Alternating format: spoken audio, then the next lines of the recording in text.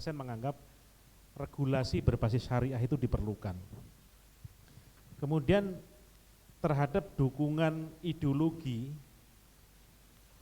ada temuan riset yang sangat menarik di kalangan profesional yang setuju dengan Pancasila itu hanya 84,9% di kalangan profesional, di kalangan mahasiswa 83,2%, dan di kalangan pelajar ini 81,3%. Artinya apa? Artinya ada sekitar 15,5% dari kalangan profesional yang tidak setuju Pancasila, dan di kalangan mahasiswa ada 16,8%, di kalangan pelajar ada 16,8%.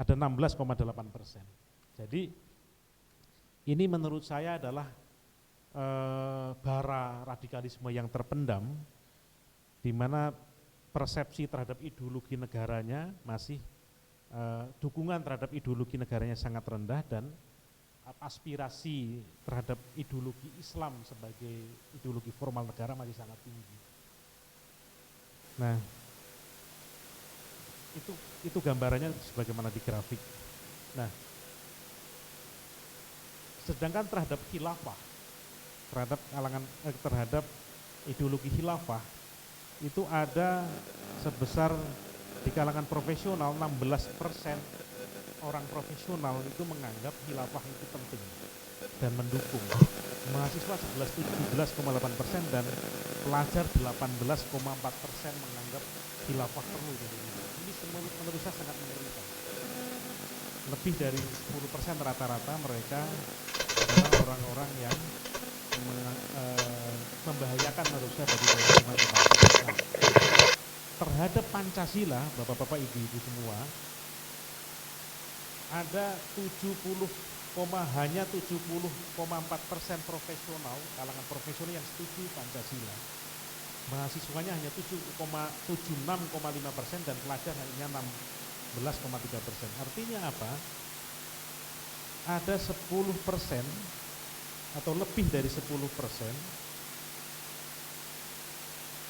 mahasiswa, pelajar, dan anak-anak milenial menganggap khilafah atau penerapan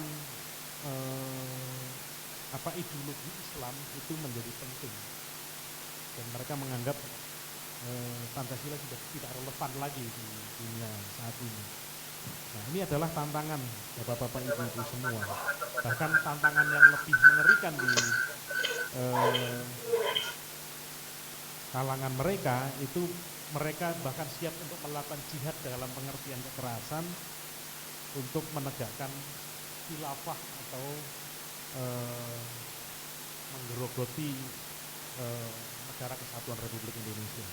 Itu adalah tantangan radikalisme di era kontemporer, di mana digitalisasi dan teknologi informasi turut menjadi media bagi pengembangan radikalisme dan dakwah ala mereka, yang seperti tadi disampaikan oleh Bapak Taufik. Suaranya kurang jelas Pak Taswi.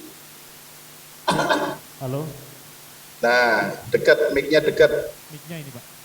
Mic-nya dekat. Halo?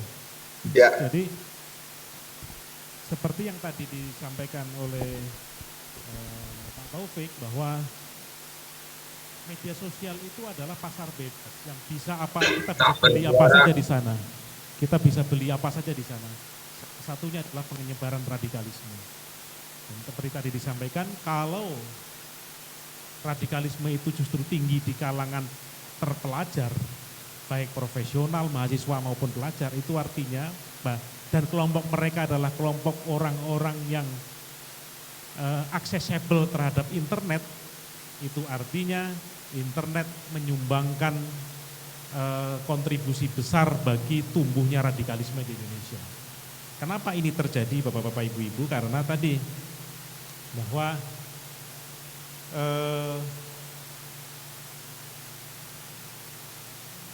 internet dan media sosial atau ruang-ruang dunia maya masih dikuasai menurut saya oleh kalangan-kalangan radikalis dan anti kebangsaan.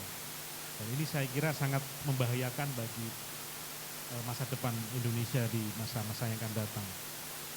Nah, Dikira ini juga kemudian ada data yang menarik, mungkin bisa di slide secara sekilas kita bisa baca.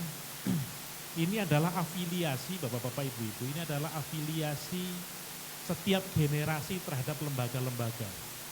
Ini kalau dibaca secara umum, orang yang berafiliasi kepada Nahdlatul Ulama itu stagnan.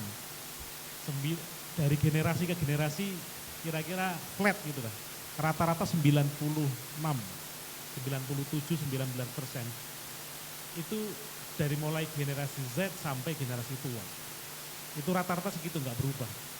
Tetapi justru anak-anak milenial ini yang bergabung ke dalam organisasi-organisasi yang ke kanan itu lebih tinggi.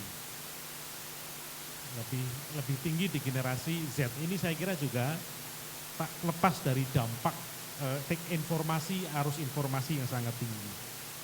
Nah, kemudian tren Pancasila dalam generasi ini juga kita bisa baca sahabat-sahabat, bapak-bapak, ibu-ibu. Setiap generasi itu bisa mereka punya persepsi sendiri atas dasar negara dan Pancasila.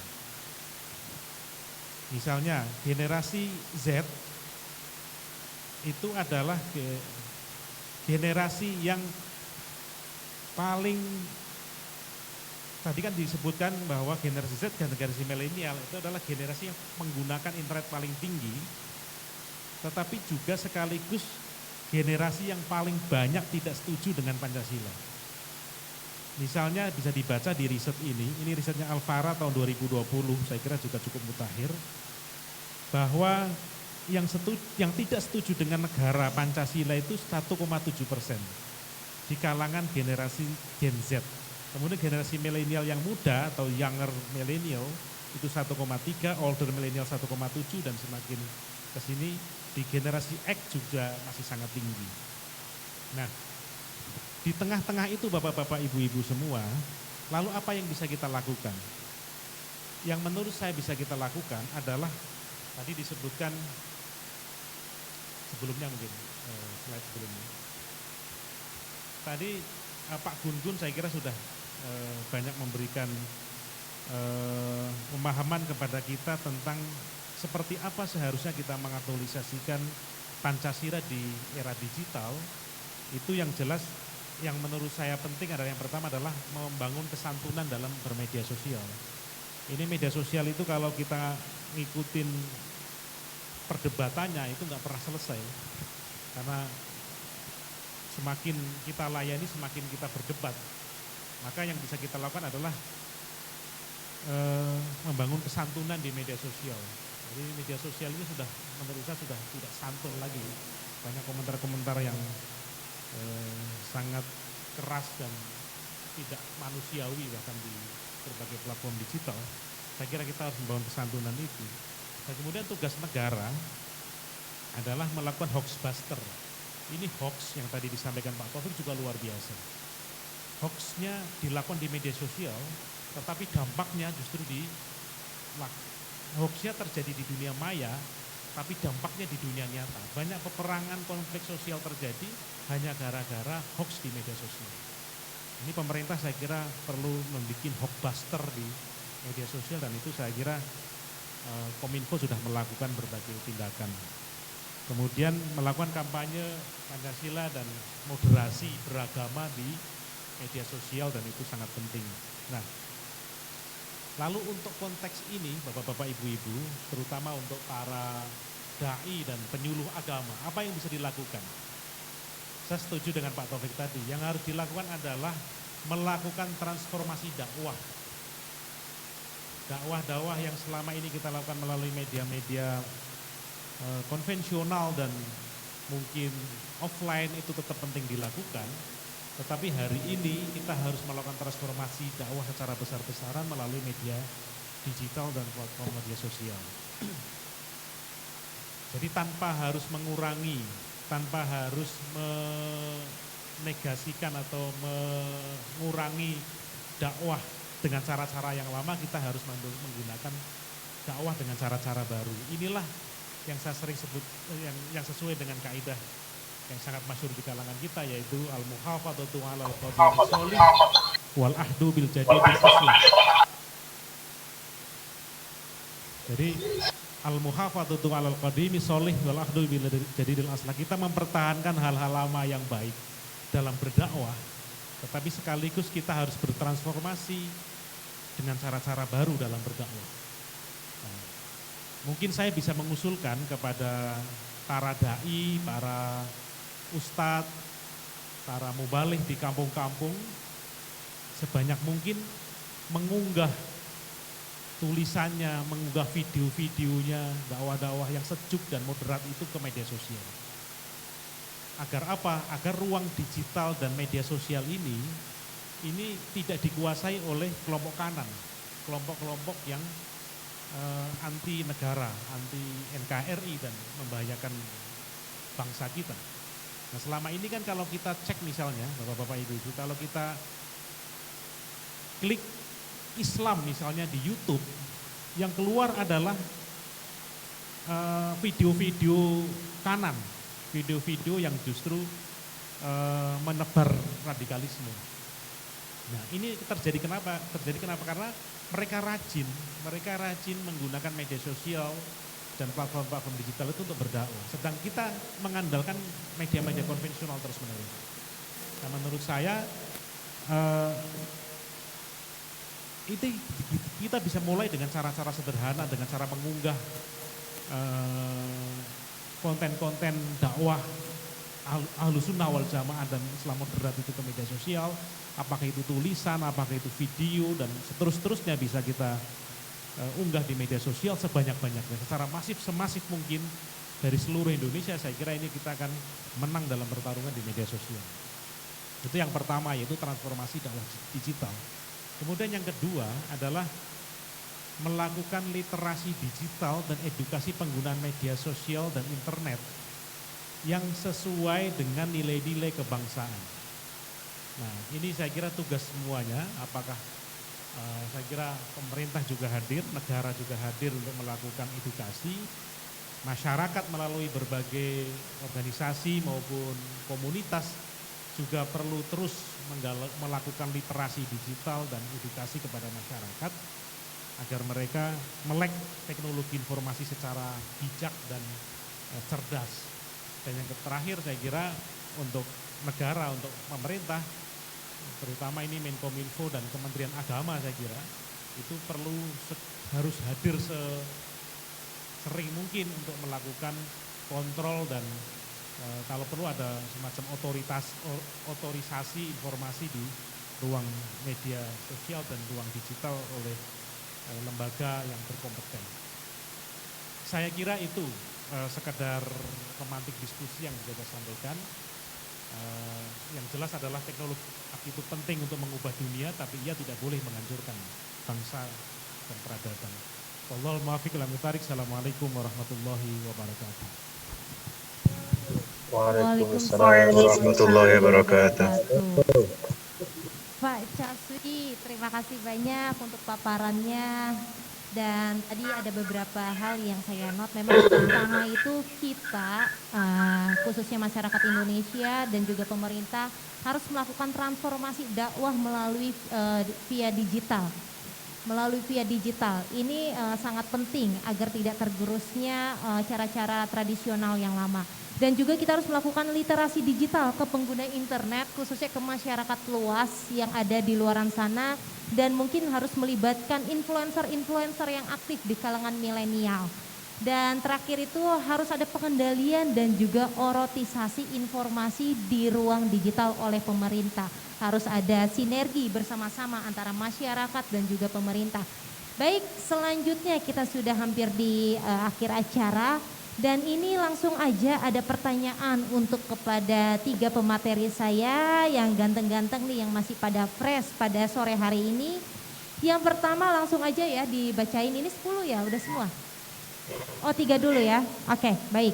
Yang 3 saja, oke berarti kita akan membuka satu sesi dan karena waktunya juga sudah lumayan banyak termakan. Yang pertama dari Eli Fitriyatun untuk Bapak Taufik.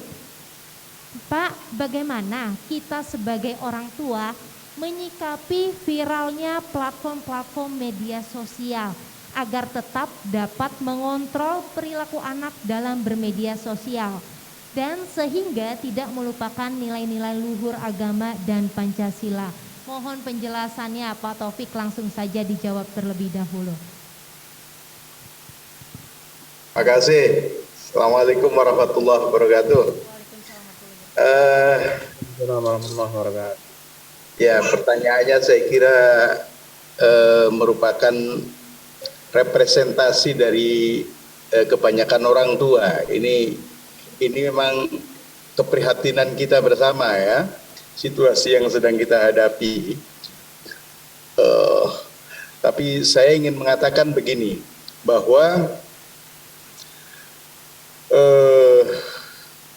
platform-platform media sosial itu adalah sesuatu yang faktual dan kita setuju atau tidak setuju itu akan terus berkembang. Kita menerima atau tidak menerima itu akan terus mempengaruhi masyarakat kita, dan tidak semua platform atau konten dari yang ada di platform itu positif. Saya tahu, saya kira ini persoalan yang sedang kita hadapi ya. Kalau kita lihat TikTok itu, Masya Allah, itu apa itu orang joget kayak begitu ya. Lalu kita di YouTube juga apa saja ada dan seterusnya ya. Lalu apa yang harus kita lakukan sebagai orang tua? Saya justru ingin lebih dari sekedar kita sebagai orang tua, tapi mungkin Anda sebagai penyuluh ya, atau kita sebagai orang yang peduli dengan kehidupan masyarakat ya. Tentu yang pertama yang harus kita lakukan adalah benteng kepada generasi muda kita. Bagaimana benteng yang bisa kita sampaikan kepada mereka adalah pembelajaran hal-hal yang memang secara konvensional sudah berjalan sejak yang memang sudah berjalan, itu harus terus kita tingkatkan. Artinya tradisi-tradisi yang sudah berjalan seperti ngaji apa segala macam ini memang harus kita tingkatkan secara terus-menerus. Pendidikan agama harus kita tingkatkan, pendidikan moral, dan ini jangan lalu bergantung kepada di sekolah atau di tempat-tempat masjid dan sebagainya ya. Kita tahu dulu di zaman sulit, orang-orang tua kita itu mendirikan sekolah-sekolah itu tidak harus menggunakan gedung yang bagus. Yang namanya pengajian TPQ tidak harus pakai gedung yang bagus, bisa dilakukan di mana saja. Nah, saya kira ini cocok untuk penyuluh ini. Saya kira penyuluh juga dia harus menjadi tokoh pada lingkungannya. Pendidikan agama harus kita lakukan secara terus-menerus. Ini yang penting pertama. Nah, dengan demikian maka ketika anak-anak berhadapan dengan platform-platform yang memang macam-macam isinya itu anak-anak sudah siap. Nah, sebab apa? Ketika kita berbicara soal bagaimana memproteksi anak-anak untuk tidak membuka fitur-fitur yang tidak baik itu, lalu kita melakukan pengawasan, itu sangat sulit ya, sangat sulit. Kenapa? Karena fitur-fitur itu bisa dibuka melalui media apa saja, salah satunya handphone. Anak-anak kita bisa saja ketika dia ada di ruangan atau di kamar tidur misalnya, atau dia justru ada di kamar mandi atau di tempat terbuka atau di mana saja, dia bisa mengaksesnya dengan baik. Nah, karena itu maka benteng itu yang menjadi penting. Artinya diberikan pemahaman. Tentu anak-anak jangan dilarang untuk menggunakan media-media media teknologi informasi, komunikasi informasi kayak handphone, laptop segala macam. Melarang mereka itu juga tidak bijak ya. Ketika melarang mereka lalu mereka menjadi orang yang kuper, itu juga bahaya banget ya. Ketika anak-anak dilarang tidak boleh membuka internet, anak-anak benar-benar secara ketat tidak boleh pegang handphone, itu juga berbahaya. Saya mohon maaf, saya ingin memberikan contoh. Di Jakarta ada seorang ustadz sangat terkenal, lalu dia secara ketat anak-anak tidak boleh buka internet, bahkan anak-anak nonton TV itu juga sangat dibatasi. Sehingga ke mall pun anak nggak boleh. Dengan sangat ketat, anak tidak boleh bergaul dengan sesuatu yang menurut Ustadz ini tidak cocok. Lalu ketika tumbuh dewasa, anak ini lalu menikah, dan kebetulan menikahnya masih muda, dan menikah dengan seorang artis, ya, karena anaknya tokoh. Ketika dia sudah menikah sama artis ini, dia merasa ada kebebasan untuk melakukan apa saja, terutama yang terkait dengan medsos, terkait dengan handphone dan segala macam, ya. Apa yang terjadi? Anak ini karena merasa baru bebas dari penjara, itu akhirnya menjadi orang yang tidak peduli dengan soal lain, merasa asik dengan apa yang dihadapi. Jadi akhirnya hari-harinya main handphone dan nggak peduli dengan istrinya. Ini contoh pertama. Mohon maaf, saya ingin memberi contoh. Saya ini dulu kuliah di IAIN. Saya bisa membedakan, walaupun ini tidak harus secara gebyahuyah, ya. Tapi saya melihat cewek-cewek yang dari pesantren yang sangat ketat ketika di pesantren, itu mereka di kampus menjadi cewek-cewek yang liar. Begitu mendapatkan kebebasan menjadi liar.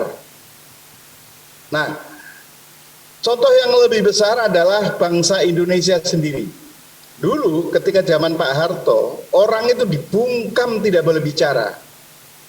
Bicara yang tidak sesuai dengan apa yang menjadi keinginan penguasa ditangkap. Betapa banyak penangkapan yang itu tidak adil. Pancasila pun waktu itu ditafsirkan itu menurut persepsi penguasa. Nah, jadi bangsa Indonesia di zaman Orde Baru terkungkung begitu rupa. Begitu reformasi, itu bangsa ini menjadi sangat liar. Sangat liar. Menjadi bebas, terbuka, sangat terbuka, dan berlebihan keterbukaan yang terjadi di Indonesia. Itulah gambarannya. Jadi anak-anak kita itu tidak boleh dilarang mutlak. Yang bisa kita lakukan adalah kita melakukan pemahaman yang pas. Lalu misalnya contoh, mohon maaf saya ingin mencontohkan diri saya, ya. Jadi istri saya itu dulu ketika anak saya masih SD, itu anak saya tidak pernah dibelikan handphone. Walaupun kita beli handphone untuk dia, itu kita katakan bahwa itu handphone mama. Anak ini cukup pinjam. Jadi ketika dia memakai handphone, dia itu statusnya pinjam. Itu salah satu contoh, ya. Artinya ini banyak sekali trik-trik yang bisa kita lakukan. Lalu anak boleh pegang handphone karena masih SD, itu pada hari apa? Dulu kita tetapkan anak karena masih sekolah, dia boleh pegang handphone hari Sabtu dan Minggu misalnya. Nah, ini pola-pola seperti ini adalah pola-pola pembatasan terhadap anak, tapi jangan melarang total. Ketika melarang total itu sangat berbahaya. Ini sesungguhnya kan teknologi dakwah juga, metode dakwah juga. Berdakwah kepada orang, itu kan ada konsep khotibun nas bi qadri uqulihim. Sampaikan kepada manusia, itu sesuai dengan kadar akalnya. Kalau akal anak sekarang itu memang gadget minded, maka tidak boleh anak lalu dilarang begitu saja. Ini penyuluh misalnya kepada orang-orang kampung, yang mereka itu memang tradisinya adalah tradisi tertentu. Kita tidak boleh lalu kita datang dengan membawa misi-misi yang lalu berlawanan 180 derajat dengan kondisi masyarakat. Kita tahu ada kaidah al-adatu muhakkamah, ya. Nah, itu artinya tradisi-tradisi, kebiasaan-kebiasaan itu harus dihargai oleh kita semua. Nah, ini jadi jawaban saya adalah secara umum, ya, yang ingin saya sampaikan. Jadi menurut saya kita mesti harus ada sikap yang bijak, santun, dan menyampaikan apapun itu sesuai dengan kadar akalnya. Saya kira itu yang terpenting ya. Saya kira itu jawaban pendek saya. Kalau ada pertanyaan lagi. Ya baik, terima kasih Taufik. Saya jadi ingat dulu Pak, zaman dulu saya untuk megang handphone aja susah. Bahkan punya handphone aja yang Nokia 3000 berapa itu udah merasa bersyukur gitu loh Pak. Apalagi anak zaman sekarang. Anak SD aja sudah punya iPhone 7, Samsung yang model terbaru. Ini sungguh luar biasa. Nah lanjut lagi. Untuk pertanyaan kedua ini untuk Pak Caswi nih Pak. Ini ada keterkaitannya dengan Ormas GP Ansor nih Pak. Pertanyaan dari Dia Maziatul Khalida untuk Bapak Caswi. Izin bertanya Pak, tren penggunaan medsos semakin meningkat, tapi dihadapkan dengan isu khilafah yang dibenturkan dengan nilai Pancasila. Dan diyakini atau tidak isu tersebut mulai membidik masyarakat terbuai. Apakah ormas seperti JP Ansor tidak berniat mengusulkan kepada negara atau pemerintah agar diadakannya wamil bagi pemuda zaman sekarang? Mengingat semakin miris melihat pemuda terbuai. Wamil Pak, wajib militer kayak Korea Selatan itu keren tuh Pak. Silakan Pak Caswi.